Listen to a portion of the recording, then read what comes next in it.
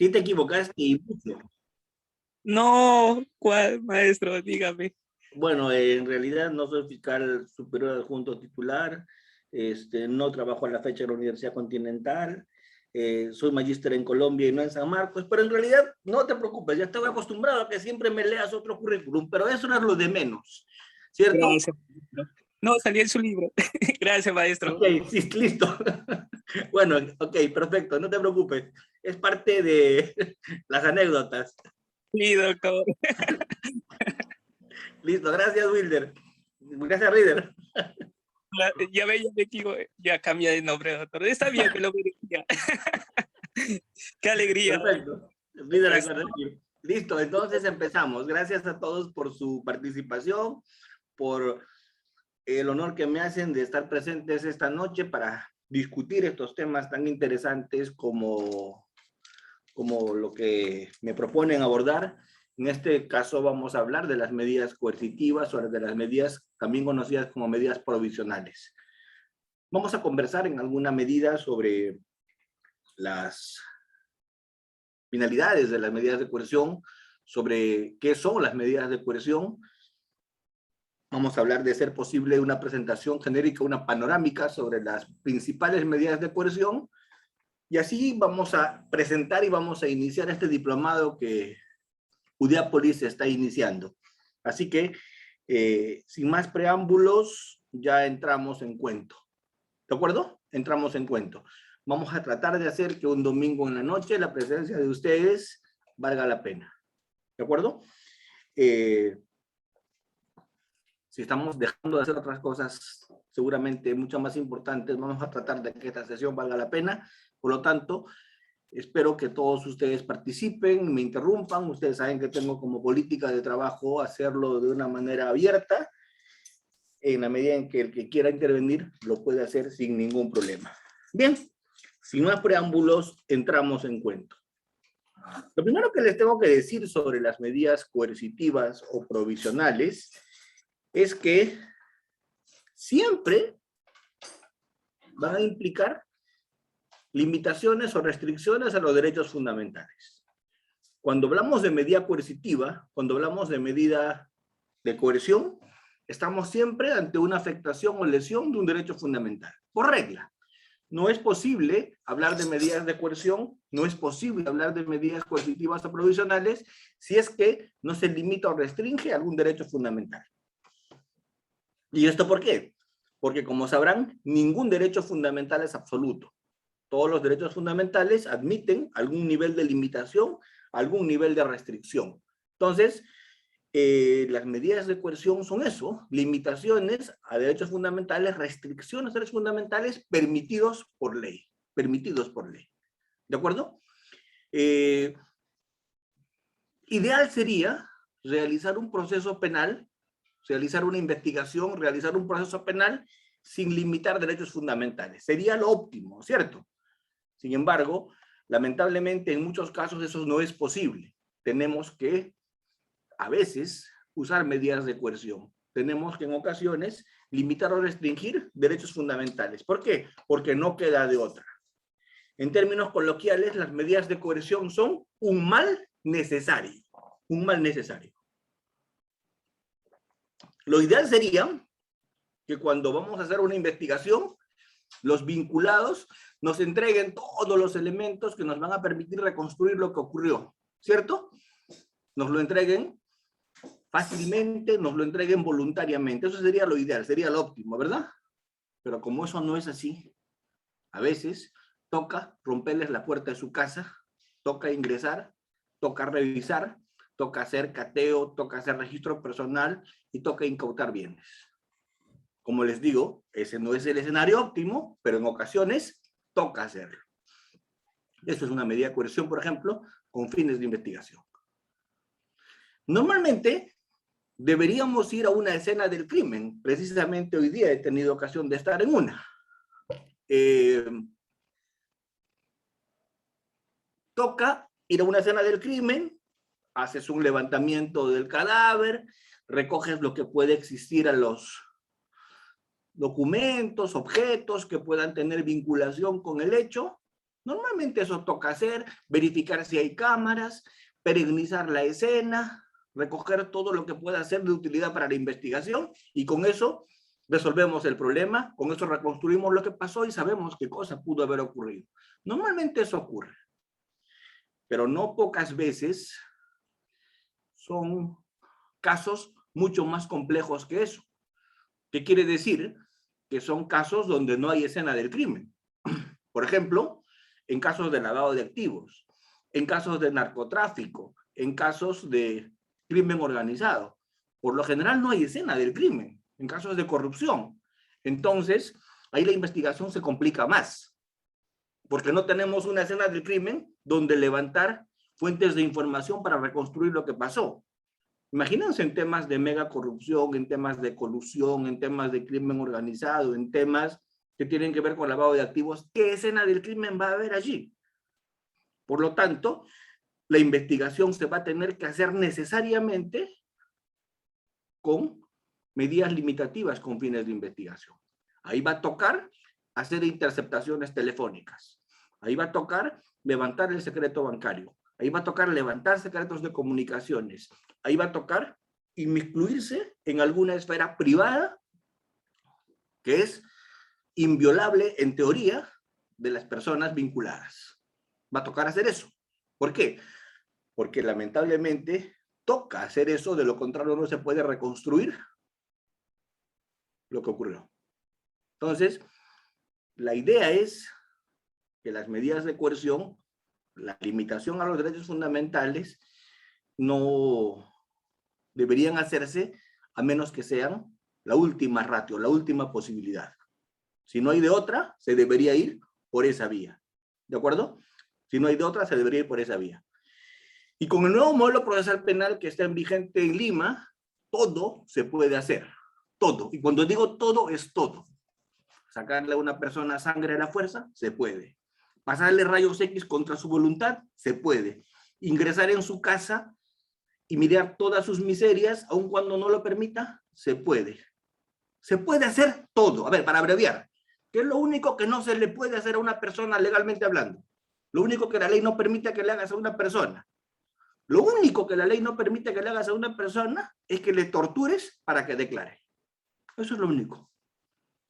Todo lo demás se lo puedes hacer. ¿De acuerdo? Todo lo demás se lo puedes hacer. Meterte en sus comunicaciones, meterte en sus redes, revisarle sus equipos celulares, verificarle sus computadoras, checarle su información bancaria, todo. Y cuando digo todo, es todo. Por lo tanto, en tiempos actuales, donde yo veo tanta tecnología, donde yo veo que todo está interconectado, donde yo veo que la información es de acceso probable o posible, se tienen que usar ese tipo de medidas de coerción, por ejemplo, con fines de investigación. A esas medidas el código le llama medidas restrictivas de derechos o limitativas de derechos con fines de investigación. Entonces, se puede afectar medidas de coerción, se puede usar medidas de coerción, primero, con el fin, primero, de investigar adecuadamente. Esas son las famosas medidas limitativas con fines de investigación. Segundo, se puede también afectar derechos fundamentales, se puede también limitar derechos fundamentales, ya no con fin de investigar, sino con fin de asegurar que la sentencia se cumpla. Con el fin de asegurar que la sentencia se cumpla. ¿Y cuál es el nombre que se le pone a esas medidas de coerción que buscan asegurar que la sentencia se cumpla? Se le conoce como medidas cautelares. ¿Qué es una medida cautelar? La que busca asegurar que la sentencia se cumpla. Eso es cautelar, que la sentencia se cumpla. Y un ejemplo de medida cautelar es el embargo, ¿cierto? ¿Para qué? Para que cuando haya una sentencia donde se ordene pagar una indemnización, una reparación civil, exista con qué hacer ese pago, y para eso se embargan bienes, se embargan inmuebles, para eso, ¿cierto? Entonces, otra medida es cautelar. Una medida cautelar por excelencia es la prisión preventiva. Al tipo al que lo capturas en flagrancia o al que tiene suficientes elementos de convicción, lo mantienes en el penal mientras dure el proceso. Ese tiempo que dura el proceso, lo mantienes en el penal. Pero, doctora Almanza, ¿por qué lo vas a mantener en el penal si todavía está siendo procesado, todavía se le está investigando, todavía se le presume inocente? La persona se presume inocente hasta que en un juicio no se declare que es culpable y el juicio puede demorar un par de años. Sí, pues. Pero si le pongo en libertad, ¿qué es lo más probable que pase? Tal vez nunca más lo vuelva a mirar, ¿cierto? Tal vez desaparezca, tal vez fugue.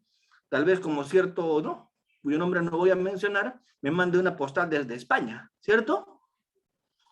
Cualquier parecido con la realidad es pura coincidencia, ¿cierto? No estoy hablando de nadie en especial. Se me ocurrió España por decir un nombre, ¿cierto? Entonces, eso es una medida cautelar. Busca asegurar que la sentencia que se emita se cumpla. Busca asegurar que la sentencia se ejecute, que la sentencia sea realizable. Y para eso tenemos incautaciones que buscan asegurar el comiso. El comiso en la sentencia es cuando ya el bien pasa a poder del Estado. Se incauta para que en la sentencia se pueda comisar. Se embarga para que en la sentencia se pueda ordenar la ejecución de esos bienes embargados a través de un remate. Y se pague con eso las deudas, la reparación civil, la indemnización que está pendiente.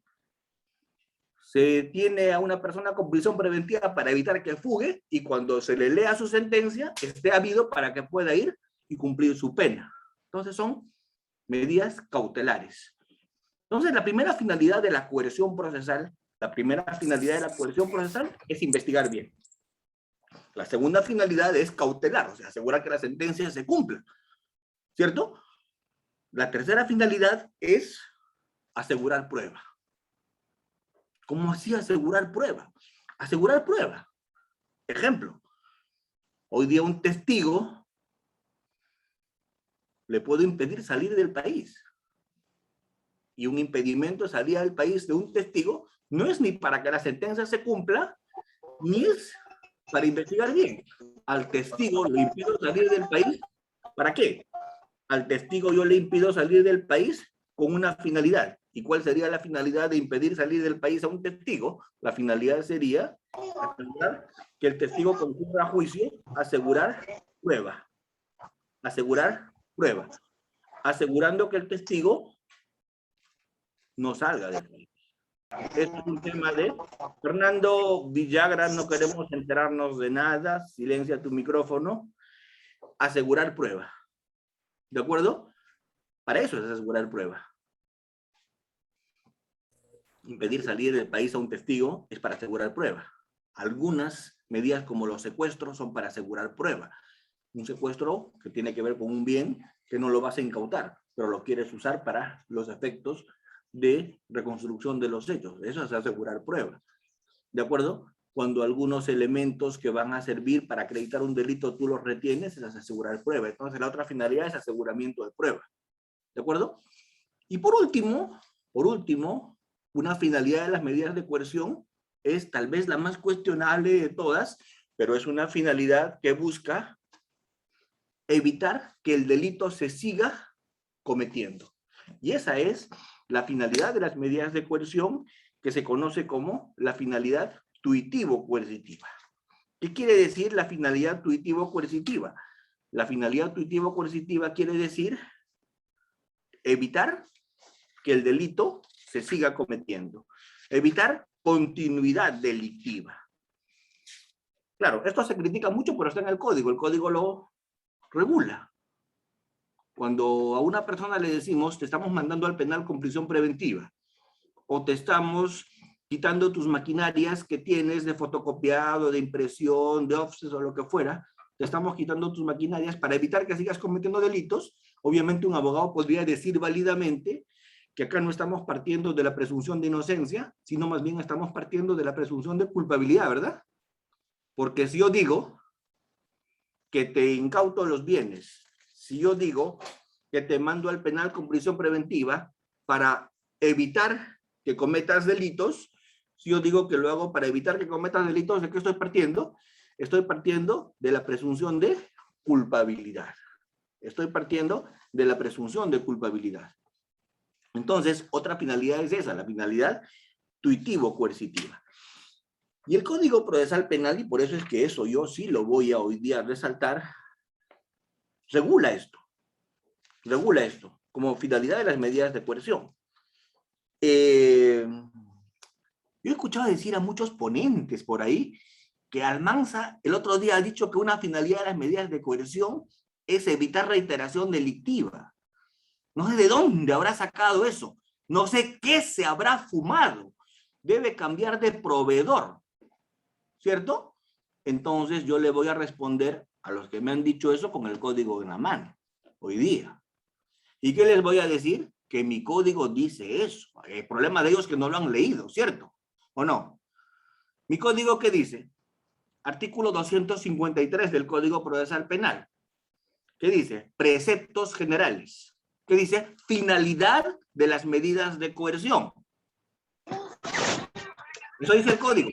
Finalidad de las medidas de coerción. Exactamente como dice Joel. Papelito manda, tal y cual.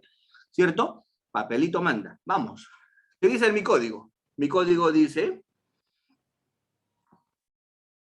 los derechos fundamentales pueden ser restringidos en el marco de la ley. Ya les comenté eso. Los derechos fundamentales se restringen en el marco de la ley. 2. La restricción requiere autorización legal. Les comenté también eso. ¿Y qué dice el inciso tercero del 253? Dice: la restricción de un derecho o limitación de un derecho fundamental solo tiene lugar cuando es indispensable en la medida y por el tiempo necesario para prevenir fuga, ocultamiento de bienes, insolvencia sobrevenida. Eso es lo que les acabo de decir. Asegurar que la sentencia se cumpla, evitar fuga y evitar insolvencia, que pueda pagar los bienes, embargo, prisión preventiva para evitar que fugue, ¿cierto? Así como para impedir la obstaculización de la averiguación de la verdad, lo que les decía, asegurar prueba. Y por último, acá está la parte que quiero que todos ustedes escuchen, y evitar el peligro de reiteración delictiva. No lo digo yo, lo dice el código. Una medida de coerción se da para evitar también el peligro de reiteración delictiva, para evitar que el delito se siga cometiendo, para evitar reiteración delictiva. ¿Cómo así? ¿Cómo se entiende esto? Esto de evitar reiteración delictiva, ¿a qué se refiere?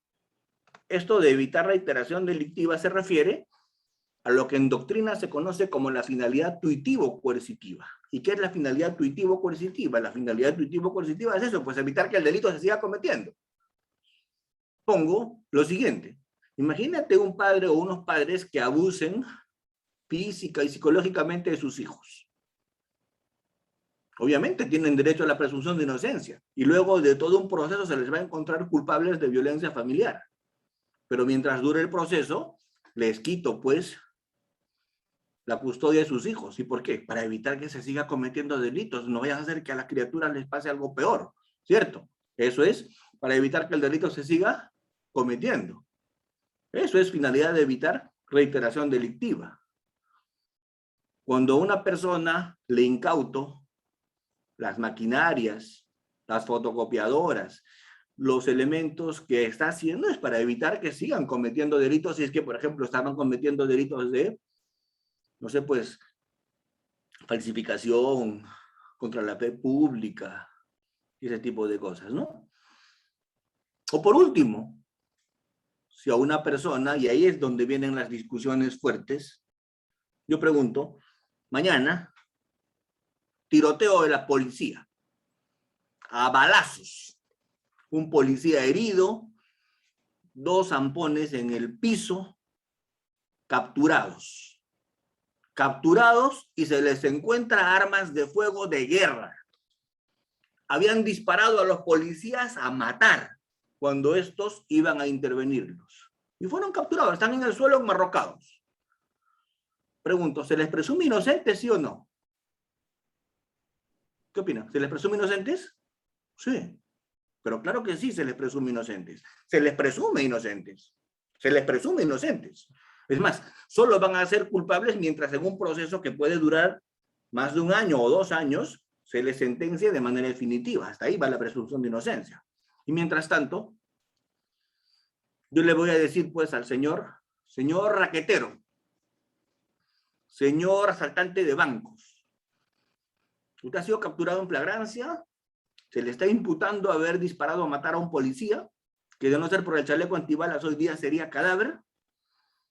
Se le está imputando haber cometido un delito de robo agravado con arma de fuego, pluralidad de personas, en horas de la noche, en agravio del Banco X. Se le está imputando eso. Pero se le presume inocente. Así que, señor, como a usted se le presume inocente, se le manda a su domicilio para que desde ahí concurra a todas las audiencias y a toda la investigación que vamos a realizar. Yo sería, pues, bastante ingenuo si es que lo mando a su domicilio y espero que asista a las citaciones. Primero, si lo pongo en la calle, ¿qué creen que va a hacer? ¿Vuelve a aparecer o ya desaparece para siempre? Lo más probable es que se vaya o no. ¿Cómo se llama eso? Peligro de fuga. ¿Cierto? Segundo, sería mucho más ingenuo todavía si le digo, mira, Cholo, ¿sabes qué? Ni se te ocurra obstaculizar la investigación que estamos haciendo. No vayas a ir a amenazar a los testigos, a intimidarlos, a desaparecer. No, doctor, más bien todo lo que me vincula mañana voy a traer a la fiscalía, ¿cierto? ¿Ustedes creen que lo va a hacer? ¿No, verdad? Entonces, lo segundo, va a haber perturbación de actividad probatoria. Y donde sí me sentiría, pues, el rey de los estúpidos es si él me dice, oye, hermano, pero eso sí, te vas a ir a tu casa, pero ya no, pues ya no sigas robando, y menos con arma de guerra, ya no se te ocurra disparar a la gente. No, doctor, no, ya me planto. A partir de ahora, me planto. Doctor. ¿Cierto? Entonces yo me pregunto, si lo pongo en la calle, ¿qué creen que el señor va a hacer al día siguiente? Se va a dedicar a vender como ambulante, ¿verdad? Va a dejar de robar con armas de fuego. ¿Eso va a ser? ¿O va a seguir robando? Yo creo que va a seguir robando. Entonces, no estoy diciendo yo ninguna tontería ni nada descabellado cuando yo digo que una de las razones por las que se dictan medidas de coerción es porque se quiere evitar reiteración delictiva. ¿De dónde lo saqué eso? Pero en la prisión preventiva no está. En el 268 no dice. A ver, ¿dónde dice? Así me alegaban. ¿Dónde dice? A ver, en el 268 ¿dónde dice que está evitar reiteración delictiva? ¿Dónde está? Y yo agarro mi código nuevamente y le digo, mira, papá, la norma que estoy leyendo es el 253. Y el 253 dice una cosa, ¿entiende? Amigo, ¿entiende? El 253 dice preceptos generales. ¿Qué quiere decir eso? Preceptos generales para todas las medidas de coerción. Esta es la parte general de las medidas de coerción. Y lo que dice en preceptos generales ya no tiene que decir en las medidas específicas. ¿O no sabes lo que significa preceptos generales? Ese es el problema cuando solo sabes penal, pues. Cuando solo, y te lo digo a ti, a ninguno de los que me están escuchando, te lo digo a ti, has sido crítico de mí, has sido crítico de Fran Almanza, te lo digo a ti. Eso es cuando tienes paupérrima formación jurídica de teoría del derecho. Cuando tu nivel en teoría del derecho es casi nulo y solo lees penal, te pasa eso. No entiendes lo que son preceptos generales, lo que es un título preliminar.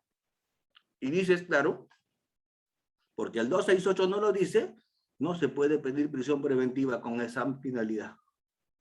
Entonces les digo esto, ¿por qué? Porque en la argumentación de una prisión preventiva tiene que decirse eso. Es también para evitar reiteración delictiva.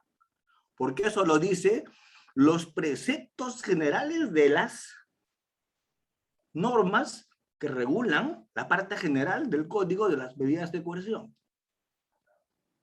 Entonces, eso es algo que debe empezar a entrar en los debates.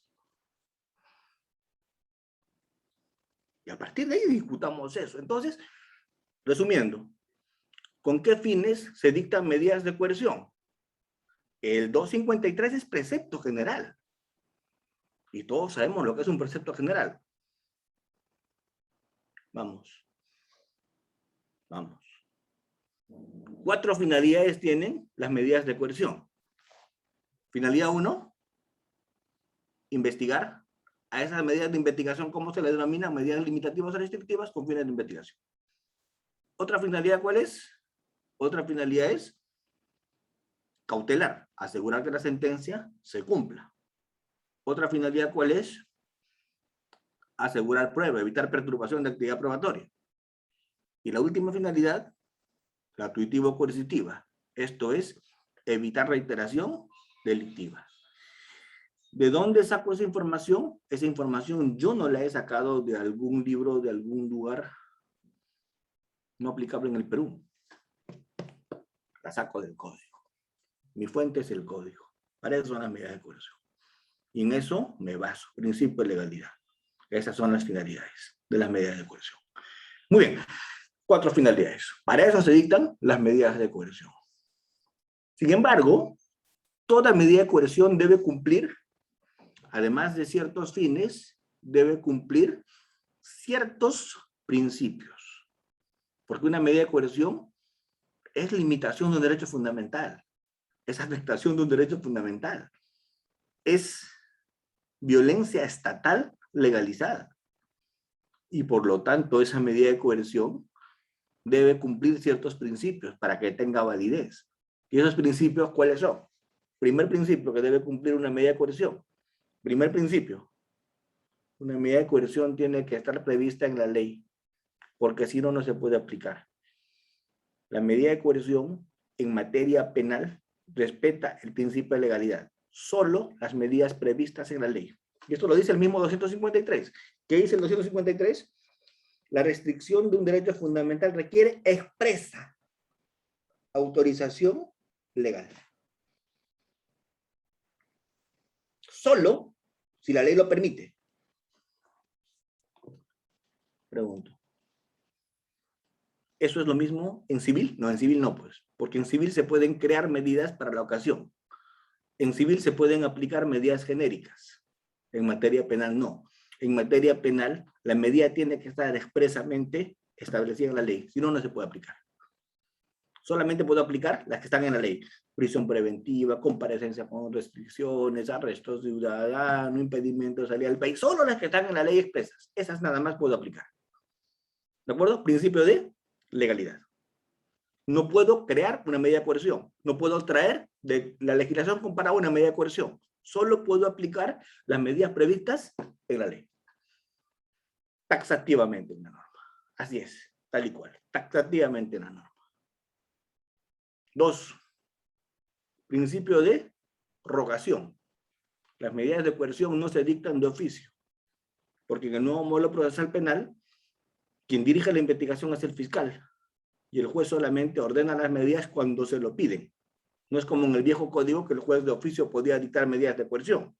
En el nuevo modelo solamente se dictan medidas de coerción cuando expresamente la ley lo permite, y 2, cuando el fiscal o el actor civil, por ejemplo en el caso de un embargo, lo solicita. Esto es principio de rogación, a pedido de parte interesada. Casi siempre el que pide medidas de coerción, porque es el único legitimado, en la mayoría de los casos, por no decir casi todos, es el fiscal. 3. Únicamente el juez puede dictar medidas de coerción. Y si no las dicta, las tiene que revisar. Por ejemplo, hay algunas medidas de coerción que no se dictan por el juez, porque se hacen en flagrancia. Una detención en flagrancia no la dicta el juez. Se detiene por la policía en flagrante delito. Una incautación en flagrancia no la dicta el juez. Pero el juez tiene que tener control de esa medida ex post. No ex ante, sino ex post. Cuando ya la medida se ejecutó, cuando ya la medida se cumplió, el juez la ejecuta. Un control ex post. ¿De acuerdo? Claro, Omar. Omar me pregunta en qué se diferencia una medida de coerción de una medida limitativa. En el nombre, o sea, la medida limitativa es una subespecie, porque la medida limitativa también implica el uso de la posibilidad de afectar derechos fundamentales. sino que la coerción es como el todo, y dentro de ese todo hay varios tipos de pedido, ¿no? Las medidas limitativas son medidas que solamente se trabajan a nivel de investigación, ¿cierto? Las medidas limitativas son medidas, exactamente, tal y cual, tal y cual. Ya usted le explicó mejor que yo lo iba a hacer, sin duda. Entonces, es por ahí el tema, ¿no? Muy bien. Entonces, seguimos. Primer principio dije, legalidad. Segundo principio dije, rogación. Solo se dictan medidas de coerción a pedido de la parte interesada. 3, judicialidad. El juez decide las medidas de coerción siempre. Si no las dicta antes, las confirma después. Pero siempre hay control judicial. El control judicial es indispensable en medidas de coerción. ¿Por qué? Porque una de las facultades del Poder Judicial es la coerción.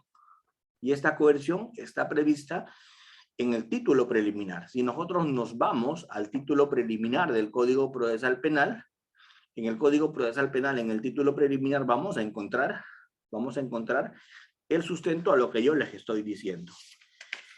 Miren lo que dice el título preliminar. Dice artículo 6. Las medidas que limitan derechos fundamentales. Todas medidas limitan derechos fundamentales. Todas. Por eso yo le llamo medidas de coerción procesal, que limitan derechos fundamentales, que restringen derechos fundamentales, ¿cierto? Y una de las medidas es la limitativa con fines de investigación. Otra es la limitativa con fines cautelares. Otra es la limitativa con fines de aseguramiento probatorio. Limitativa con fines de retracción delictiva. El código dice, las medidas que limitan derechos fundamentales, que dice, solo pueden dictarse por autoridad judicial, con las garantías previstas en la ley, mediante resolución motivada, a instancia de parte. ¿Ves? Principio rogatorio, a instancia de parte.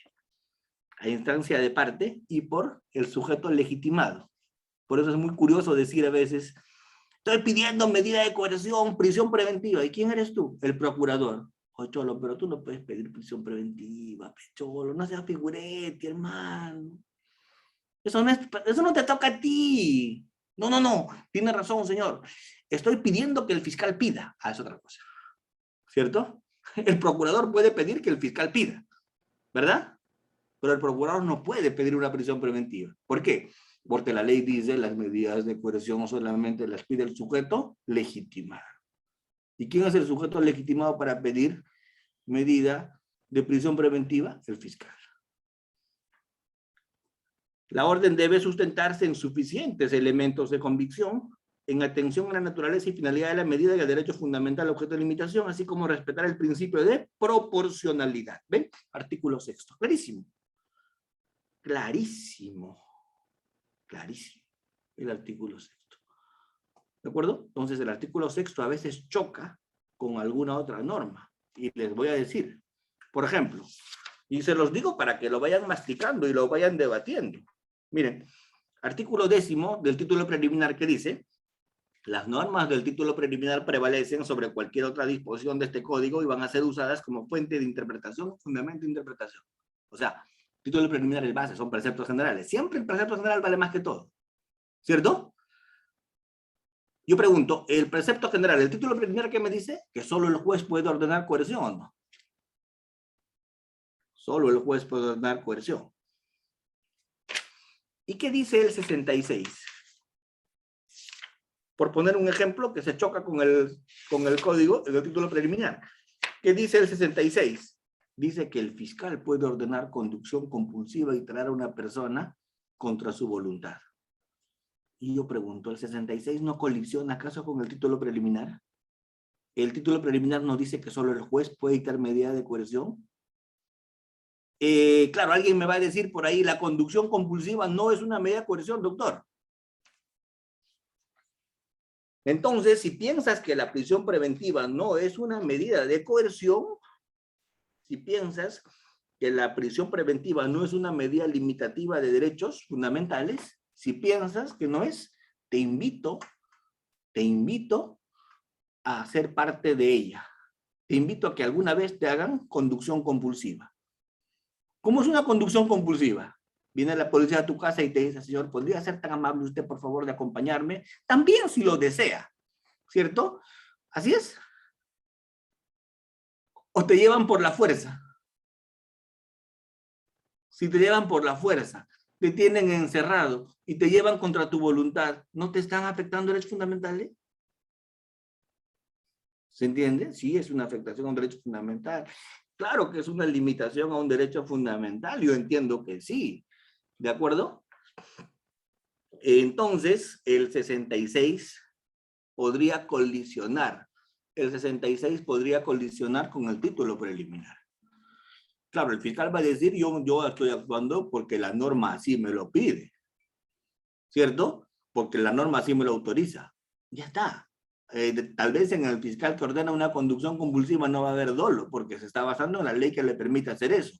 Sí, pero yo pregunto, ¿se podría hacer algún cuestionamiento a nivel de una tutela judicial? ¿Se podría hacer algún cuestionamiento a través de una medida ante el TC? Porque en mi opinión hay algo que todavía ahí está por clarificarse. La colisión entre el 66 con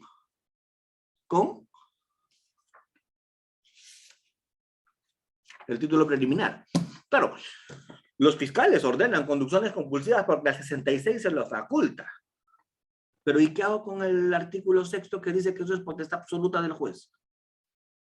Claro, que alguien podría sacar una interpretación y decir, sí, pues, pero acá nosotros estamos basándonos en una norma, pero es un tema que a veces es un doble discurso, ¿no? En el código, ¿no? Es como que es un tema que falta todavía pulirse un poco más. Se los hago saber y se los comento. José Mandujano, las medidas de coerción personal recaen en las personas y las medidas de coerción real recaen en las cosas. Una medida de coerción personal recae en tu persona. Una prisión preventiva es una medida de coerción personal. Una medida de coerción real recae en tus bienes, un embargo, una incautación. Pero eso lo vamos a ver luego. No te preocupes, luego. Siempre le digo a mi enamorada, en su momento, mi amor, ahora todavía no es el momento, ya en su momento lo haremos cuando estemos casados, ¿cierto?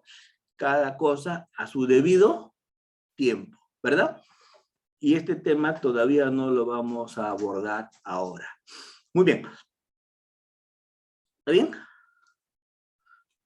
Con paciencia es mejor, claro, Pablo Quevedo. Vamos todo a su debido tiempo.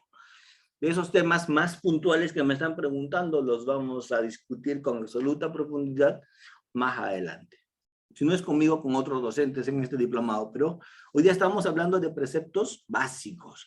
Estamos hablando de principios, ¿no? Estamos hablando de algo muy genérico de inicio. Entonces, principio de legalidad, solo cuando la ley manda.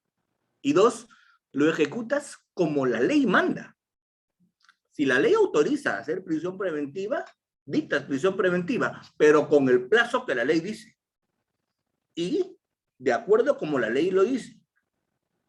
No distinto. Entonces, el principio de legalidad no solamente implica que la medida tiene que estar prevista en la ley, sino también tiene que estar prevista en la ley su ejecución. ¿Cómo ésta se va a ejecutar? Eso también tiene que estar previsto en la ley. ¿De acuerdo? Las dos cosas, la medida y cómo se va a ejecutar. 2, rogación a pedido de parte. 3, judicialidad con control judicial. Y lo que les había dicho ya, toda medida es provisional. Ninguna medida es definitiva. En las medidas de coerción no hay cosa juzgada. ¿Y por qué en las medidas de coerción no hay cosa juzgada? No hay cosa juzgada en las medidas de coerción porque la medida de coerción se puede pedir varias veces, porque la medida de coerción cambia en cuanto a las circunstancias de día a día. Hoy día pudieron haber fundados y graves elementos de convicción como para que la persona merezca prisión preventiva, pero mañana de frente ya no. Hoy día estaban las condiciones dadas para que te vayas con prisión preventiva al penal, pero mañana llegó un examen de ADN que debilitó la suficiencia probatoria de la fiscalía. Entonces, las condiciones que hoy día habían, mañana ya no están. Entonces, ¿qué puede pedir el abogado? Que varíe la medida. ¿Y por qué puede pedir que varíe la medida? Porque las condiciones variaron, ¿cierto? Es como que hoy día el fiscal va, no es una medida permanente, exacto. Es una medida absolutamente provisional. Cambia en cualquier momento. Hoy día el fiscal va y el juez le dice, no te voy a dar la medida de coerción porque no hay fundados y graves elementos de convicción. O porque no está acreditado el peligro de fuga. Pero mañana el fiscal regresa y vuelve a pedir la medida y dice, tengo un nuevo elemento de convicción que es contundente. O tengo este elemento que acredita peligro de fuga. ¿Se entiende? Las circunstancias cambian. No es que ya está discutido ese tema y hay cosas juzgadas como alguien por ahí alguna vez propuso. Entonces, yo les hago saber esto para que no cometan esos errores de pensar que las medidas de coerción generan cosas juzgadas. No puede. ¿Por qué? Porque son medidas completamente provisionales. Ninguna medida de coerción es definitiva, son provisionales. Y por último, las medidas de coerción son temporales. ¿Qué quiere decir? Están sujetas a plazo, no son indefinidas, están sujetas a plazo. Esto es, nunca te pueden decir, te mando con prisión preventiva por tiempo indeterminado, eso no es posible. Si te pongo una prisión preventiva, tiene que ser por algún tiempo, meses, ¿de acuerdo? 9 meses de prisión preventiva, algo así. Porque toda medida es temporal, tiene un plazo. No se puede decir que la medida es indefinida. Por eso las medidas son temporales. Miren, tenemos 5 principios. Legalidad, rogación, judicialidad, temporalidad y provisionalidad. Pero hay más principios. Un principio que no es menos importante, es el principio, tal vez es muy importante, de proporcionalidad. ¿Qué quiere decir el principio de proporcionalidad? El principio de proporcionalidad quiere decir que siempre, cuando se dicta una medida de coerción, se tiene que hacer una ponderación de derechos. Siempre. Esto es, se tiene que verificar si esta afectación del derecho fundamental que se pretende hacer es proporcional con el beneficio que yo voy a sacar. Porque tiene que haber una relación inversa. Debe obtenerse un mayor beneficio con un menor perjuicio. Eso quiere decir que sea proporcional. Y para elaborar esta proporcionalidad, la única forma de hacerlo o de trabajar la proporcionalidad es a través de un test de proporcionalidad. Y sobre los test de proporcionalidad hay muchos autores que han escrito, ¿no? O sea, el que quiere puede, no sé, pues estudiar a Robert Alexy, que es un autor intermedio. O el que quiere irse ya pues a los niveles de mucha abstracción, se puede ir a analizar a Ferrajoli, ¿cierto? Pero el que quiere todavía mantenerse en el mundo terrenal, puede mirar, por ejemplo, a Bernal Pulido, a gente más sencilla de entender, ¿verdad? ¿De acuerdo?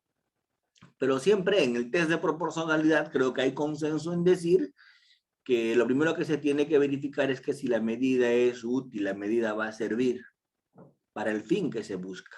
No se puede hacer proporcionalidad si es que no entienden lo que expliqué hace un momento, que es los fines de las medidas de coerción. Cuando yo voy a evaluar una medida de coerción, si es proporcional o no, lo primero que tengo que decirle al juez es qué cosa busco, cuál es la finalidad que busco con la medida. Investigar, cautelar, asegurar prueba, evitar tuitiva coercitiva, lo que fuere. Le tengo que empezar a decir la finalidad. Entonces, primer criterio en proporcionalidad. El primer criterio en proporcionalidad es evaluar si la medida sirve, si es útil para el fin que busco. ¿De acuerdo? Con lo cual, primer check en el test de proporcionalidad. La medida sirve, es útil. Sí, pues, pero no toda medida que sirve es necesaria. Porque muchas medidas sirven, pero no son necesarias. ¿Cómo así? No todo lo que sirve es necesario. Porque puede ser que sirva, pero hay otra que es menos gravosa que también sirve. Entonces, ¿cuál elijo? La más gravosa sirve y la menos gravosa sirve. ¿Cuál elijo?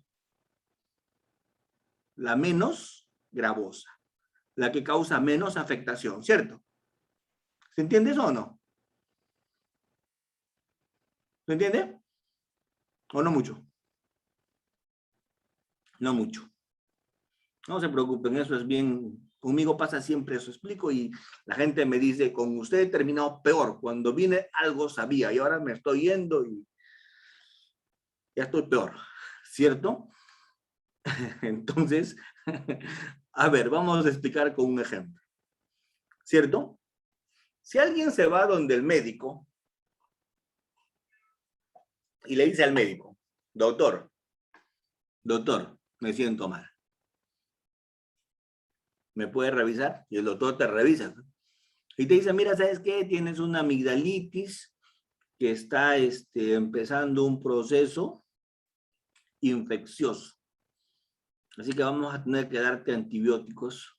Todavía no es una infección grave, pero vamos a mejor usar antibióticos. Te va a tocar, porque esto no es viral, esto es bacteriana. Vamos a tener que usar antibióticos. Te dice el médico eso, ¿cierto? Entonces tú le vas a decir, doctor, ¿es necesario? Y él te va a decir, sí. Te vamos a aplicar inyecciones. Y tú le vas a decir, doctor, ¿pero es necesario inyecciones? Y él te va a decir, sí. ¿Por qué? Porque la inyección tiene un efecto más rápido, tu infección se podría empeorar y tenemos que cortar en una, ya. Por lo tanto, el antibiótico por la vía oral no me va a servir, vas a tener que resistir la inyección. Entonces tú vas a decir, la inyección era necesaria. Pero ¿qué tal si tu infección todavía pues no está peligrosa y todavía se puede combatir por la vía oral? El médico te va a dar el antibiótico por la vía oral. ¿Por qué? Porque no es necesario aplicarte inyecciones, ¿cierto? Doctor, y si me aplicaban inyección, también servía, pero te va a doler. ¿De acuerdo? Entonces, ¿cuál es la idea? Exactamente, ¿cuál es la idea? Que el médico elija el tratamiento que es necesario para tu organismo y en la situación en que se está dando. Entonces el médico tal vez siempre receta inyecciones, las inyecciones siempre van a servir, pero las inyecciones no son necesarias siempre. O vamos, si lo entienden mejor con tipos de antibióticos. Hay un tipo de antibiótico más fuerte que otro. El tipo de antibiótico más fuerte va a servir siempre, pero no te lo van a recetar a menos que sea necesario. ¿Por qué? Porque si te puedes recuperar con un antibiótico más bajo, te van a dar el antibiótico más bajo. ¿Cierto? Eso es principio de necesidad. Entonces, una medida de prisión preventiva se usa cuando no hay otra menos gravosa que sirva para el fin de evitar fuga.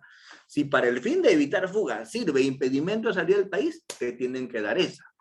Si para evitar que tú perturbes actividad probatoria, puede darte medidas de evitación de acercamiento y cosas como esa.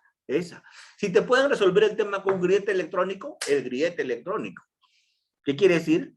Que de todo el abanico de posibilidades de medidas que sirven para el fin que tú estás buscando, se tiene que elegir siempre la menos gravosa. Eso quiere decir necesidad. ¿De acuerdo? Y por último, proporcionalidad estricto, ya les he dicho, tiene que ver esa relación inversa de que a mayor beneficio, menor perjuicio, como lo voy a explicar con un ejemplo. Yo no sé si ustedes conocen, si ustedes se acuerdan del caso del Aeropirata en Colombia, caso que fue muy conocido, el caso del Aeropirata, de tipo que trabajaba en el ejército colombiano, era experto en material de guerra, y de pronto voló porque una mina personal que él estaba, creo que desactivando, le explotó y le voló las piernas. Y este señor, militar del ejército colombiano, perdió las dos piernas, porque pisó su propia mina. Le abrieron un proceso, además de que perdió las piernas, porque él negligentemente no estaba usando el material de detección de minas, porque según dijo, pesaba. ¿Cierto? Entonces, ¿qué dijeron? Lo sacaron del ejército, le dieron de baja, porque él se había lesionado, se había afectado por su propia negligencia. ¿Cierto? Entonces, eso no le gustó a este militar. Ese militar no aceptó que lo saquen del ejército tullido, sin piernas, y decidió vengarse. Pues no. Así que pertrechos consiguió, se llenó de bombas, lo subieron a un avión de Avianca lleno de explosivos, y no se dio, sino en el pecho los explosivos, se cerró la casaca, y como no lo quisieron pasar por la máquina detectora de metales por no cargarlo, lo pasaron por un costado con su silla de ruedas, por flojos en el hospital y por flojos también en el aeropuerto, y se llegó a subir al avión lleno de explosivos. Afortunadamente, cuando el avión estaba aterrizando y él estaba a punto de volar porque quería llevarse el avión, los pasajeros y el aeropuerto, fue intervenido por la tripulación, quienes lo neutralizaron y evitaron que explosione el avión. Obviamente a este tipo pues le abrieron inmediatamente proceso penal, creo que por varios delitos, ¿no? Contra los medios de transporte, tentativa de homicidio, tenencia ilegal de explosivos, le pusieron de todo. Y el fiscal pidió prisión preventiva. ¿Y qué dijo el abogado defensor? El abogado defensor dijo en la audiencia algo muy interesante. Dijo, cuando se estaba debatiendo el tema de la prisión preventiva, el abogado defensor dijo algo muy interesante. El abogado defensor dijo, sí, pues mandarlo a mi cliente a un penal podría ser útil para evitar que fugue, pero sería igual de útil que se mantenga en custodia de las autoridades del ejército en el hospital militar, con la restricción de que no le dejen salir y que no le dejen usar explosivos. Y no es necesario que él en sus condiciones se le mande un penal si lo que se quiere es evitar que fugue. Y el abogado argumentó, y argumentó muy bien. El abogado dijo, primero, no tiene trabajo. Segundo, no tiene piernas. Tercero, no tiene visa ni pasaporte. Cuarto, sin piernas, sin visa, pasaporte y sin dinero, ¿dónde va a ir? Por lo tanto, si queremos evitar que fugue, tengámoslo en custodia en su institución. No se necesita más que eso, ¿cierto? Y el juez amparó eso. Entonces, para muchos fue un escándalo, que cómo es posible que no le hayan dado prisión preventiva a una persona que comete un delito como ese, ¿cierto? Estoy cambiando algunos datos por los créditos y para no, pero no se le dio prisión preventiva aplicando este principio de proporcionalidad, su principio de necesidad, porque la prisión preventiva podría ser útil, pero no era necesaria, porque había una medida menos gravosa que era igualmente efectiva, y por lo tanto, si había una medida menos gravosa, una medida menos lesiva, igualmente efectiva, deberíamos elegir, seleccionar esa medida menos gravosa. Ahí tengo una manito levantada, el doctor Luis Ferrer, ¿verdad? Doctor. Adelante, doctor. Se puede activar su micrófono. ¿Cómo está, doctor? Muy buenas noches y bueno, a todos los presentes también y felicitarle, ¿no?, por su ponencia. Como usted dice, ¿no?, qué tan importante es la oralidad en una audiencia, ¿no? Y no solamente en el ámbito penal, creo que en todo, ya hoy en día en el ámbito familiar, en el ámbito civil. Doctor, mi pregunta iba en el caso de flagrancia, igual se dicta una medida coercitiva. Por ejemplo, el otro día estaba viendo en YouTube el caso de esta señorita que mordió a un policía, ¿no? Que le mordió el antebrazo al policía. Y sin embargo, según, bueno, quería ver la audiencia completa, pero bueno, solamente vi que el juez le había dictado comparecencia simple, ¿no? Y creo que y una reparación civil de 15.000 soles, ¿no? En este caso, si habían las pruebas y todo, incluso, ¿no?, la grabación de los medios de comunicación, ¿por qué fue tan, como dice, no fue tan blando tal vez la mano del juez en este caso, doctor? No sé. Sí, gracias por su pregunta, doctor. Con todo gusto le doy algunos alcances sobre ese tema. A ver, Primero, cuando la Policía Nacional del Perú detiene en flagrancia, no necesita orden judicial. ¿Por qué? Porque la detención policial en flagrancia está regulada desde la Constitución, ¿cierto? La Constitución dice que se puede detener a una persona en flagrante delito. ¿De acuerdo? Por lo cual eso no necesita orden judicial porque es una prerrogativa, una potestad que tiene la policía de hacerlo. 1. 2. La detención en flagrancia solamente dura. ¿Cuál es el plazo para detener a una persona? ¿Cuál es el plazo para detener a una persona? ¿Quién me lo dice?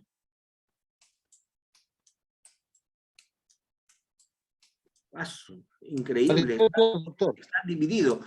¿Doctor? 4 dicen 48 horas. Otros 4 dicen 4 horas. ¿Cuál es el plazo? ¿Doctor? ¿Cuál es el plazo? 48 horas, doctor. 24 horas. 24 horas, claro, 24 horas es el plazo para detener a una persona, 24 horas. Doctor, si me... Ese es el plazo. Sí, doctor. Sí, 24 horas. Claro que es 24 horas el plazo para detener a una persona. El plazo para mantenerlo detenido y ponerlo a disposición del juez es 48 horas. Que es distinto. A ver. Doctor. ¿Entiendes la diferencia? O sea, desde que cometió el delito, lo identifican con testigos, lo identifican con videos, lo encuentran con elementos que lo vinculan con el hecho, el plazo desde que cometió el delito para que lo detengan es 24 horas. Y el plazo para que desde que está detenido lo pongan a disposición del juez es 48 horas. ¿Se entiende la diferencia? Ok, doctor Alejandro, adelante, por favor. Gracias, doctor. Adelante. Como siempre, destacando usted con su persona, muchas gracias por las actuaciones que viene teniendo. Solo para tener la acotación respecto a la respuesta, ¿no? Ahí habría que tener en cuenta el término respecto a la flagrancia, que es de 24 horas, y el plazo de detención policial, que es 48 horas. Así es, doctor. Solo eso, doctor. Muchas gracias. No, qué ocurrencia. Claro, o sea, miren, seguramente algunos todavía no lo tienen claro, por eso lo voy a explicar un poquito más. Desde que se comete el delito, hay 3 formas de detención. Eso lo van a ver luego con calma, pero hoy adelanto un poquito. Adelanto un poquito a raíz de la pregunta que me han hecho. Adelanto un poquito. Vamos. Se detuvo a una persona. Y cuando una persona se le detuvo, cuando una persona se le detiene, en el momento mismo que está cometiendo el delito, esto es flagrancia propiamente dicha, en las manos, en la masa, ahí está cometiendo y ahí se le agarra, desde ahí lo detuvieron ya no hay plazo para detenerlo, ya lo detuvieron, ya está detenido. El plazo para mantenerlo detenido es 48 horas. Claro, en otros delitos es más, pero en los delitos comunes es 48 horas, ¿cierto? Muy bien.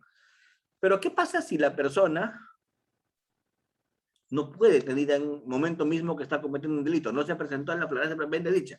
Sin embargo, lo hemos identificado con video. Sin embargo, los testigos lo han reconocido. Sin embargo, el agraviado lo ha vinculado. Sin embargo, está caminando con huellas, con vestigios que lo vinculan. ¿Ven? Gracias, doctora. Sin embargo, pregunto, ese plazo para detenerlo, sin que sea flagrante propiamente dicha, para que lo agarre la policía, sin flagrancia propiamente dicha, simplemente con vestigios, con vínculos, simplemente con videos, con testigos, ese plazo es 24 horas. Y eso está en el código, Miren, el artículo 259, si mal no recuerdo, a ver, veamos. A ver, busquemos mi código. A veces mi código me saca de muchos apuros. Ahí está, el 259, sí está bien. El 259, ¿qué dice? La Policía Nacional detiene sin mando judicial a quien sorprende en flagrante delito. ¿Cuál es flagrancia? El agente es descubierto en la realización del hecho punible. Acaba de cometer el delito y es descubierto. 3. El agente ha huido y ha sido identificado después de la perpetración del hecho por el agraviado a otra persona, testigo o por medio audiovisual, equipos, tecnología. Y es encontrado dentro de las 24 horas. ¿Ven? Dentro de las 24 horas. O sea, tienes 24 horas para detenerlo. Muy bien. También si eres encontrado en las 24 horas con efectos, instrumentos que hubieran sido empleados para cometer el delito. Con lo cual el plazo para detener a una persona es 24 horas. ¿Qué es lo que se ha modificado en la Constitución? Lo que se ha modificado en la Constitución es el plazo para tener detenida a la persona. O sea, la duración de la detención, que es otra cosa. La duración de la detención, que es otra cosa. Y la duración de la detención, si es 48 horas, a menos que sea crimen organizado, a menos que sea lavado de activos, a menos que sea, perdón, narcotráfico, a menos que sea terrorismo, ¿cierto? Ahí cambia. Pero en delitos normales es 48 horas. Muy bien. Pero vamos, ¿a qué quiero llegar? ¿A qué quiero llegar? A que cuando una persona la detienen, quien decide su futuro, si va a estar vinculado o no, en teoría es el juez, pero en la práctica es el fiscal. ¿Y por qué? Se los voy a explicar por qué en la práctica es el fiscal. Porque el juez puede pronunciarse cuando el fiscal le pide prisión preventiva. Pero cuando el fiscal no le pide prisión preventiva, el juez ni se entera. ¿Por qué? Porque el que le da libertad, porque no va a pedir prisión preventiva, simplemente es el fiscal. Así que al fiscal le reportan 20, 10 detenidos en su turno, y en ese turno el fiscal de 5 o de 4 pide prisión preventiva, del resto le da citado y sigue su investigación con la persona en libertad. ¿De acuerdo? Por lo tanto, ¿quién decide la mayor cantidad de libertades? El fiscal, pues. ¿Cuándo es que el juez decide prisión preventiva? Cuando el fiscal se lo pide. ¿Estamos? Listo. Doctor Fisher Antolín, adelante, por favor. Gracias por participar. Doctor, buenas noches. Buenas Excelente noches. ponencia, doctor, como siempre, agradecerle. Por su Buenas ponencia. noches, Hacer una adelante. pregunta. En el Código Procesal Penal, como usted ya lo leyó en el artículo 259, se tiene 4 tipos de flagrancia. Sí, Pero claro. en la doctrina, doctor, solo diferencian o solo explican 3 tipos de flagrancia, doctor. ¿Y por qué no lo explican las 4 que se encuentran en el Código Procesal Penal? Es que la otra es una modificación legislativa reciente. Esa modificación legislativa recién se ha dado, que es la famosa flagrancia con videos o con testigos, ¿cierto? La flagrancia que le llaman una flagrancia extendida, pero esa flagrancia es una flagrancia bien discutible, claro está, pero los legisladores decidieron ponerla y ahí está, ¿cierto? Pero imagínate, mañana yo denuncio a mi suegra y digo, ella ha cometido un delito, voy y les indico, ¿cierto? ¿Y la detienen o no? ¿Ven? Flagrancia por sindicación, es una flagrancia un poco abusiva, ¿de acuerdo? Cuando la policía hace una detención indebida, pues para eso está el fiscal, ¿no? Porque solo el fiscal puede pedir prisión preventiva. Entonces el fiscal dentro de las 48 horas lo más probable es que le dé libertad, ¿de acuerdo? Le emita su citación. Ahora, volviendo al ejemplo que nos preguntó el doctor, volviendo a lo que el doctor nos preguntó. En el caso de esta señorita, que yo no me voy a pronunciar porque es un caso en giro, pero sí les puedo decir por el dato nada más que el doctor me ha dado, solo por el dato que me ha dado, si se ha fijado una reparación civil, quiere decir que ha habido terminación anticipada. Porque si se dice que ha habido terminación anticipada, es que es bien simple, de pronto por el delito que se ha cometido, la fiscalía ha decidido hacer un proceso inmediato y de pronto en ese proceso inmediato ha habido pues una terminación anticipada. ¿Quién quita? Y ha habido un acuerdo. Y el juez ha homologado ese acuerdo, ¿cierto? Y el tema terminó con terminación anticipada. Yo creo que un tema como ese, un tema en el que una persona agrede a un policía, no necesita mayor investigación. Tengo a los policías testigos de ese hecho, tengo el video que habría registrado la situación, entonces ya, pues, ¿qué más necesito investigar? ¿Verdad? Entonces, tengo los elementos como para hacer un proceso inmediato, voy y incoo proceso inmediato como fiscal, y obviamente, pues, el abogado, ¿y qué va a discutir? ¿No le mordió? ¿Cierto? Entonces, lo más probable es que se haga una salida alternativa, una terminación anticipada y el tema concluya con un acuerdo.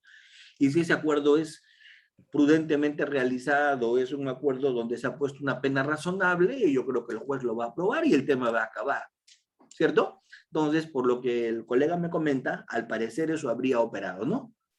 Doctor Edgar, adelante, por favor, ¿con qué cuestión nos quiere sorprender. Gracias por participar, doctor Edgar. Doctor, buenas noches. Adelante, doctor. Muy amable por su ponencia, de verdad que es usted fantástico, doctor. Pero, doctor, quería justo acotar más que todo, ¿no?, a lo que estamos tocando en este momento. ¿Y por qué no sé, como lo que estamos comentando, ¿no?, del policía que fue agredido con un mordisco y bueno, no se necesita mucha deducción o muchas pruebas, ¿no? Ya con el video y más, creo, del médico legista ya suficiente, ¿no?, para poder, digamos, responsabilizarlo, ¿no?, a la persona que ha cometido el delito. Pero lo mismo ocurre con las bandas, inclusive, o con los que hacen asalto a mano armada, ¿no? Y hay videos, y han sido identificados, todo lo demás. O en otros casos, inclusive la policía ha desbaratado bandas ya, inclusive con armamento y todo lo demás. Hay videos, bueno, instrumentos que hayan podido utilizar y todo ese momento. Y sin embargo, son varias bandas organizadas, perdón, ¿no? Y se dilata mucho en los procesos. ¿Y por qué no se podía hacer lo más rápido posible, doctor? ¿O por qué no ocurre eso? Gracias. Yo no trabajo en crimen organizado como para comentarle con detalle más cosas, pero lo que sí le voy a decir es que no es fácil hacer capturas en crimen organizado, porque se tiene que trabajar de una manera muy sincronizada, se tiene que trabajar de una manera muy silenciosa, se tiene que trabajar de una manera simultánea.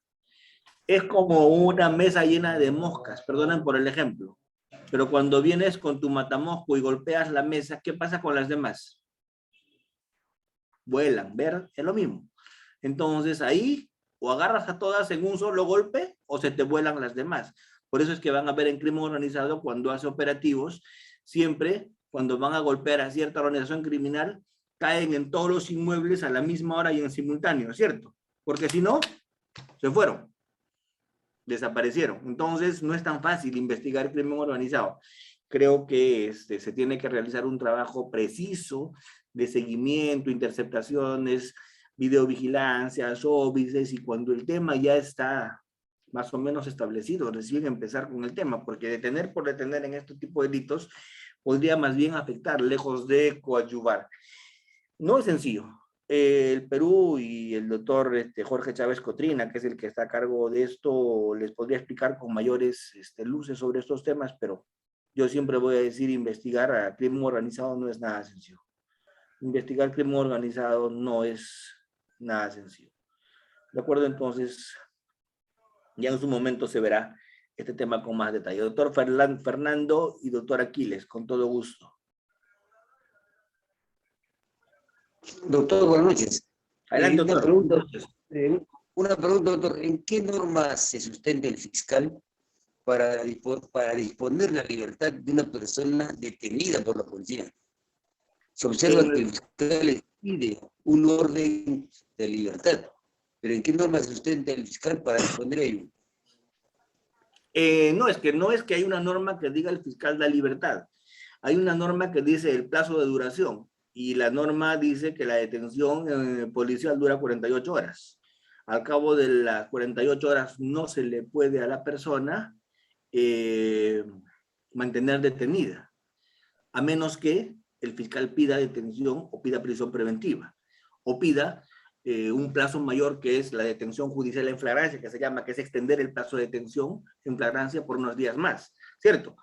Entonces, ¿qué ocurre si es que el fiscal no le daría libertad? A ver, ¿qué ocurriría? A ver, vamos a ponernos en ese ejemplo, ¿ya? Vamos a irnos a analizar así. Se cumplen las 48 horas y el fiscal no pide prisión preventiva. ¿De acuerdo? ¿Qué tendría que hacer usted como abogado, doctor, si le mantienen a la persona detenida? Habeas corpus, doctor. Un habeas corpus en sin duda, porque le estarían manteniendo a una persona arbitrariamente detenida. El fiscal no ha hecho prisión preventiva, no ha pedido prisión preventiva, porque solo cuando el fiscal pide prisión preventiva se aumenta el plazo de detención mientras hace la audiencia de prisión preventiva, ¿cierto? Pero eso ya es en terreno del juez. Por lo tanto, no se requiere una orden judicial para que la persona se vaya. La persona se va simplemente, ¿por qué? Por vencimiento de plazo. Pero ¿por qué se estila que a veces te vayas antes? ¿Y por qué yo siempre les aconsejo a los fiscales que se saquen del detenido antes? ¿Por qué? porque es bien abusivo y bien arbitrario tenerle a la persona 48 horas detenida, ¿cierto? Para que se vaya por exceso de detención en flagrancia. ¡Qué absurdo! ¿Se entiende? Yo pregunto, ¿el fiscal al ojo cuándo sabe que va a pedir prisión preventiva? ¿De repente en las primeras 24 horas o no? Entonces, si el fiscal de saque sabe que no va a pedir prisión preventiva, ¿para qué tengo a este señor detenido 48 horas? Sin duda. ¿Por qué? Porque desde que el momento mismo que el fiscal, porque ¿qué es lo que hace la policía? A ver, leamos, artículos 65, 66, 67, 68, que regulan el trabajo de la fiscalía y la policía. ¿Qué dice? El fiscal decide. Porque la policía lo primero que tiene que hacer con esos artículos que les estoy diciendo es llamarle al fiscal cuando tiene la noticia criminis y de inmediato cuando realiza la detención en flagrancia o lo que fuera. De inmediato, lo siguiente que debe hacer en el término de la distancia, en minutos siguientes, llamar al fiscal, ¿cierto? Yo pregunto, desde que lo llama el fiscal y el fiscal toma conocimiento del caso, el fiscal al ojo sabe que eso no es para prisión preventiva, pues.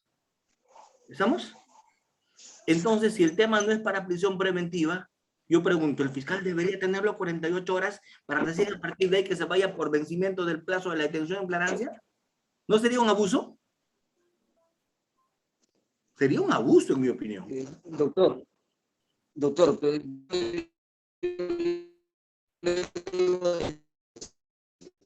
Hay un problema con su internet, creo, doctor. la policía no debería darle libertad, la policía no debería citarlo, el fiscal debería plasmar. No. La policía no podría hacer eso, porque el que va a decidir si pide prisión preventiva o no es el fiscal. Por lo tanto, si el fiscal llega, el fiscal decide si va a pedir prisión preventiva o no allí, porque el fiscal dirige la investigación.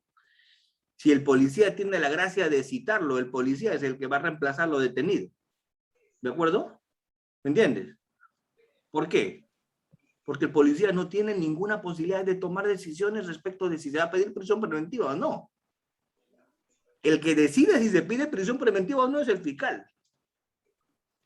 Imagínate que cuando llegue el fiscal a la comisaría, el policía le diga, no, doctor, yo le di libertad. ¿Cómo así? Doctor, este es hurto, pe. Como es hurto, ya, Pepe, ya usted siempre, ya yo sé cómo usted chambea. Así que como es hurto, ya lo solté. Lo soltaste. Mira nada más. ¿Y cómo sabías tú? Doctor, ¿me escucha? Pero le estoy contando el ejemplo. ¿Y cómo sabías tú? Yo iba a pedir prisión preventiva. ¿Y que no lo iba a pedir? No, el hecho de que el fiscal plasmar ahí.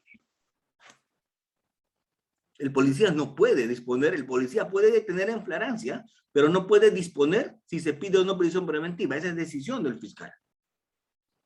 Esa es decisión del fiscal. No es que la policía tiene que detener en flagrancia porque la policía no es el jurídico. A ver, escuchen, doctores. Les escucho en una cosa. El fiscal y la policía trabajan de complemento. El policía es experto en criminalística, es que detiene en flagrancia, es el que acoge los elementos iniciales, pero quien toma las decisiones, como si se formaliza o no investigación preparatoria, que es requisito indispensable para pedir prisión preventiva, es el fiscal, porque solo el fiscal formaliza investigación preparatoria. Solo el fiscal dispone a quién se incluye o no en la investigación. A ver, y si me piden base legal, vamos al código. El código es bien lindo. Lo bueno es que lo tengo a la mano y mi código me ayuda. 65. ¿Qué dice? Investigación del delito. ¿Qué dice? El Ministerio Público, ¿qué dice? Es el que decide qué cosa. El objeto de la investigación. 65, inciso tercero. El fiscal decide el objeto de la investigación. ¿Qué más? Inciso cuarto, estrategia de investigación. ¿Qué más? Pautas. ¿Qué más? Técnicas. ¿Qué más? Métodos. ¿Qué más?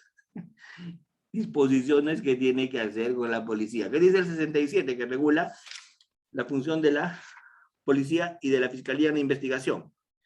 El policía debe dar cuenta inmediata al fiscal para que el fiscal decida. Esa es la base legal. El que toma las decisiones es el fiscal. Y está en el código. Y esto va a estar ahí mientras no lo cambien. Está ahí. Esa es la base legal. Vamos. Doctor, buenas noches. Doctor, disculpe. Aquiles, doctor. Adelante, por favor, doctor. Gracias. De verdad que estoy bastante emocionado que todos los colegas que hayan querido participar. Qué pena que no tenga mucho tiempo, qué pena que tenga que terminar ya, pero ¿saben qué? Esto es un inicio nada más del diplomado, esto es una primera sesión, es una presentación inicial que hemos hecho.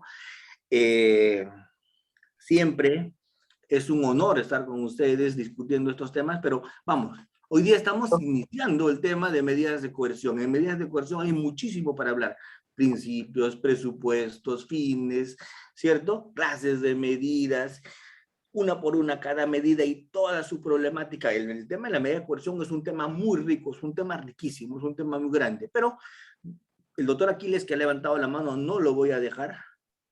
Doctor, yo estaba así también. Doctor, muy amable doctor. Doctor Almanza, disculpe la pregunta.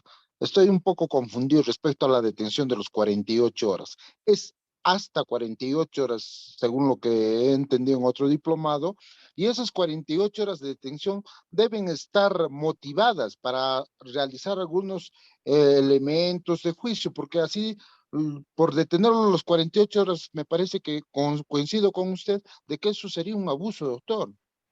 Por El eso fiscal mismo, debería decir qué diligencias debe de tomar durante las 48 horas y no puede tenerlo 48 horas porque le da la gana de que cumpla los 48 horas. Me parece eso, doctor. ¿O estoy mal, doctor? ¿Estoy errado? No, en absoluto, en absoluto. Por eso es que yo le he dicho que el fiscal debería disponer su libertad mucho antes si es que no va a pedir detención, o pedir y formalizar y pedir la prisión preventiva antes también. Esas 48 horas de la sesión hasta siempre.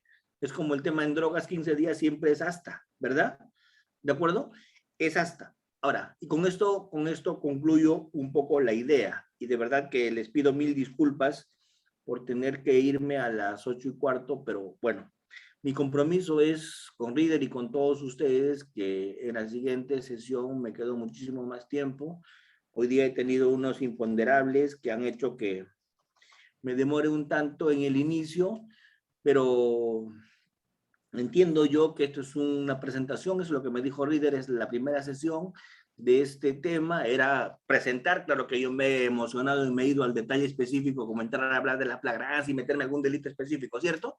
Pero era una presentación, y en esta presentación lo que hemos hecho es hablar de lo genérico, que es lo que tocaba hablar. ¿Cuáles son los fines, cuáles son los principios? Y andar con todo ese tema de una manera muy amplia. Doctor, una última pregunta, no sé si le puedo robar, por favor. Si es de un minuto, doctor, con todo gusto. Nada más, rápido. A mí me detienen, un ejemplo, lo pongo como ejemplo, me detienen hoy día a mí por sembrar droga, llamemos por sembrar marihuana. Me llevan ahorita a 8 de la noche y me detienen, se demoran 1 hora la diligencia. Me llevan a la comisaría y me levantan el acta de detención a las 10 de la noche. ¿A qué hora empieza a correr el plazo de mi detención? Desde que lo han detenido, desde que lo han detenido. El plazo de detención es que desde que lo detienen, desde que lo han privado de su libertad, no desde que le han hecho recién la anotación y le han pasado a usted. Desde el momento en que lo detienen, corre la detención. Eso tiene que ser así. ¿De acuerdo? Bien, sí, porque respecto de esto, a veces hay algunas jugadas que se quieren hacer en ocasiones, no digo que sea siempre, pero a veces ha pasado que se ha querido mover ese tema, pero la detención, principio de realidad es desde que lo detienen.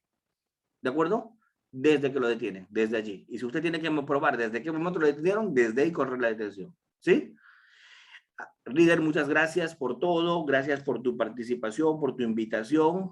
Tienes mi compromiso para continuar esto en la siguiente sesión. El doctor Rosas Yataco ya está esperando para que sigan la siguiente sesión. Muchísimas gracias por su atención. Reader, Jacinto, como siempre tú, con tu institución por darme esta tribuna. Y bueno, la siguiente sesión, Dios mediante, estaremos discutiendo estos temas porque de seguro que se han dado muchísimas preguntas que ustedes van a querer que se sigan debatiendo. Gracias, Reader. Maestro, muchas gracias por su tiempo, por siempre la consideración. Sabe que lo considero bastante, es un gran amigo con nosotros, con Udiápolis. Le tengo también gran respeto y admiración, siempre va a estar. Y doctor, nuevamente, gracias infinitas. Sé que todos los participantes también están agradecidos. Y finalmente, doctor, sí, vamos a dar el diplomado de crimen organizado lo que es corrupción de funcionarios y lavado de activos. Ya está en marcha para ya publicarlo y también sé que de manera cordial usted ha aceptado también ser parte de dicho diplomado. Doctor, cuídese mucho, que Dios le bendiga y que tenga un buen inicio de semana. Estimados Muchísimas participantes. gracias. Que esté muy bien. Felicidades. Gracias.